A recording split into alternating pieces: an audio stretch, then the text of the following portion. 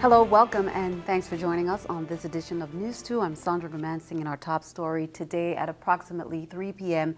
near the Five Corner stoplight. A tragic car accident occurred, leaving two young men seriously injured. One of the cars was totaled and unrecognizable. Paramedics rushed to the scene and two men were taken to the Juan Luis Hospital for further care. We do not have official word on their current conditions, but you can count on News 2 to keep you updated. Corrections officials confirmed today that the Golden Grove prison is still on lockdown and will be until further notice. The St. Croix prison was placed on lockdown Thursday after the fatal stabbing of an inmate by another prisoner. 61-year-old Humphrey Balson was allegedly stabbed to death by another prisoner. 45-year-old Ralph Brathwaite. Officials told News 2 that they have not determined what weapon was used and how Brathwaite got access to it. There's still an internal investigation going on. Brathwaite was arrested and charged with first-degree murder. He's currently serving a 60-year sentence for first-degree rape. St. Croix police have revealed the cause of death of a 17-year-old girl found dead last week. The medical examiner completed the autopsy on Wednesday for Rosalie Figueroa, who was found dead in a swimming pool on July 3rd. The official cause of death is asphyxiation or suffocation. Detectives have ruled Figueroa's death as a murder, and they continue to actively investigate the case. And News 2 will keep you updated. 4 St. Croix senators are drawing up a plan to save the Juan Luis Hospital by taking steps to address the high turnover in the executive leadership at the hospital during the last year. News 2's Shaniqua Robinson has more. Senators Alicia Chucky Hansen, Diane Capehart, Samuel Sanes, and Kenneth Gittins met with the Juan F. Luis Hospital's former interim chief executive, Kendall Griffith, to learn more about the circumstances surrounding his resignation. On arrival, meeting with him, there were a lot of issues that he brought to our attention that he felt like his hands was being tied. There were a lot of things that could have been done to even generate revenues for the hospital, and the board was not working with him. The CFO was not taking suggestions that would be able to increase outpatient volume. After the meeting with Griffith, the 4 senators met among themselves and with Senate legal counsel and have been drafting legislation with hopes of resolving the situation. I and my colleagues worked diligently after we left that meeting yesterday to see how we can come up with a plan to help the one and only hospital that we have here on St. Croix.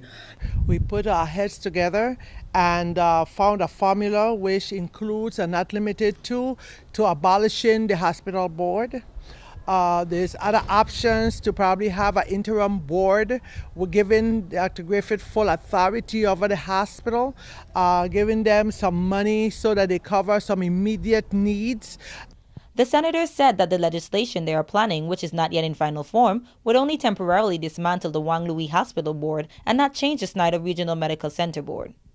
Today, I understand that the governor has also seen that it's an important issue that we address this hospital crisis in St. Croix, and he has also called a meeting with the St. Croix senators and the St. Thomas senators. So I look forward to that meeting on Monday. Shaniqua Robinson, News 2. Be sure to count on 2 to keep you updated on the status of the legislation the senators are planning to propose. The territory won't be part of the health insurance exchange that's required under President Obama's Affordable Care Act. On Thursday, Governor deJongh opted instead for an expansion of the Medicaid dollars to help the VI's uninsured. It was based on recommendations from the Health Reform Task Force. News 2's Erica Parsons has more. Well, it's almost become a back and forth now between Governor John deJongh Jr. and Delegate to Congress Donna Christensen over the governor's decision to opt out of a health insurance exchange. Late yesterday, the governor's office released a statement announcing his decision to expand Medicaid instead of implementing a health insurance exchange under President Obama's Affordable Care Act. Governor deJongh based his decision on recommendations he received from the Health Reform Task Force created 2 years ago to research the issue. Statistics show that almost 30% of VI residents are uninsured, a rate that's on the rise since 2009. Governor deJongh said the federal dollars assigned to the VI for people to enroll in the exchange would not be enough. A study done by the VI government concluded the territory would need at least $34.5 million to cover local households and not the $24.9 million allocated. Further, the one-time distribution means the territory would have to find the funds to cover health reform for the next 5 years. The task force also found that it would be too costly to build an exchange in the time required, and they had no success trying to partner with another state. The governor said the Medicare dollars would best suit the VI's uninsured and underinsured population. Delegate Donna Christensen said while she understood the challenges with funding as well as developing an exchange, she questioned the Medicaid expansion. The delegate said she commends the decision to increase eligibility to have more people qualify for Medicaid, but it's something we can do now and haven't done. She said it's evidenced by the increase in Medicaid dollars the VI received for fiscal years 2012 and 13 under Obamacare that haven't been spent. Governor deJongh said Christensen failed to look at the big picture outlined by the challenges indicated. He said he accepted the recommendation based on the territory's resources and he'll make it work for the territory. Erica Parsons, News 2. Officials say unless Congress changes the law, there won't be an opportunity for the territory to join the exchange after 2014. Edward Snowden hasn't been seen in weeks after leaking secrets about the U.S. government's surveillance programs, but he reportedly appeared at a meeting in Russia today. Danielle Nottingham has the latest from the White House and what's said to be new audio of Snowden speaking on Friday.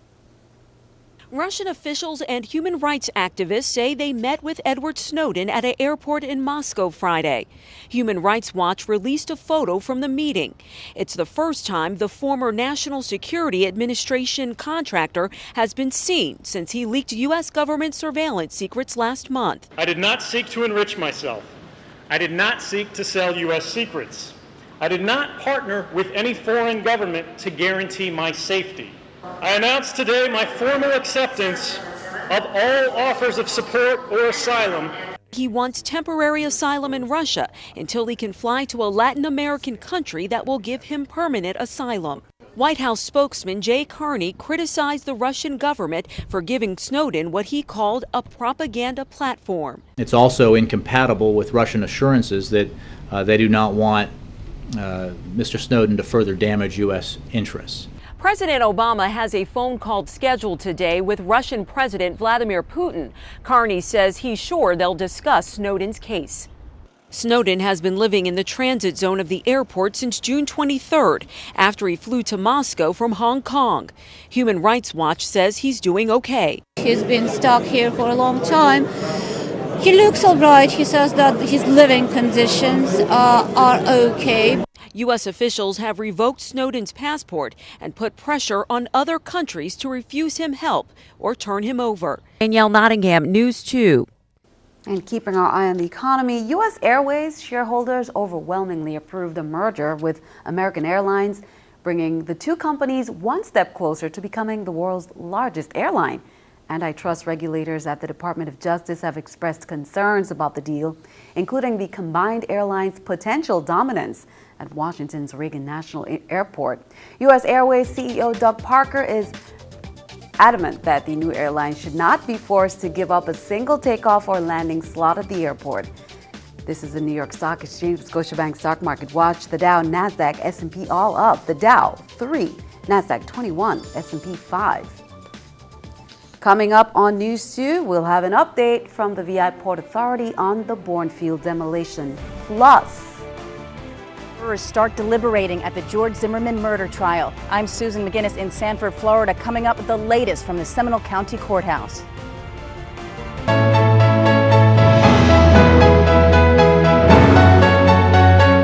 VI Port Authority officials say they are moving forward with plans to relocate the residents of Bournefield. The Port Authority will not displace any of the existing residents and continues to maintain the occupied units, cutting grass, repairs, etc.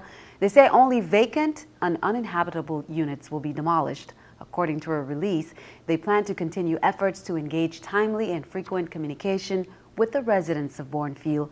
Meanwhile, an advertisement is out for bids seeking a real estate development contractor to develop the remainder of Parcel 68, Lindbergh Bay, into a housing community. They say it will be built with the intent to relocate the residents of the existing Bournefield housing community.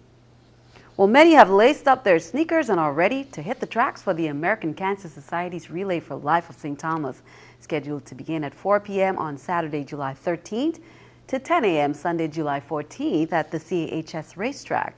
Relay for Life teams will take to the track in support of raising funds for the American Cancer Society in their effort to create a world with less cancer and more birthdays. A parade, musical entertainment, Zumba, games, and activities for all ages, a wellness tent for screenings, all will be set up.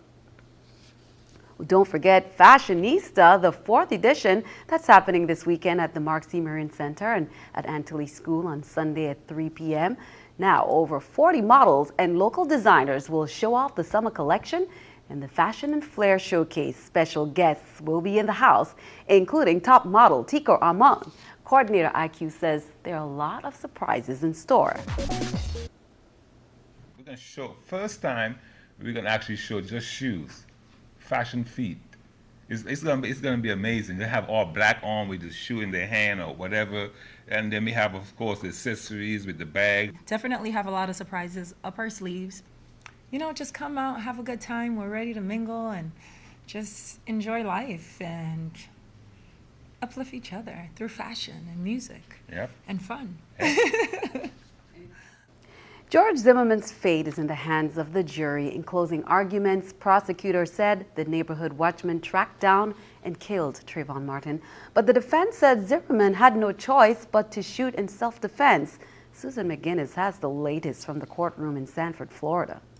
Defense attorney Mark O'Mara spent 3 hours and used a number of props trying to convince the jury of his client's innocence. You look at all this evidence and you have to say, I have a reasonable doubt. In February of 2012, George Zimmerman spotted Trayvon Martin walking through his neighborhood and called authorities. Are you following him? Yeah. Okay, we don't need you to do that. The teenager ran toward his home, but minutes later, the two men met up. The defense played the jury this animation showing the teen attacking their client unprovoked. Self-defense is a defense to everything. But the prosecution claims it was Zimmerman who tracked down Martin. The defendant didn't shoot Trayvon Martin because he had to. He shot him because he wanted to.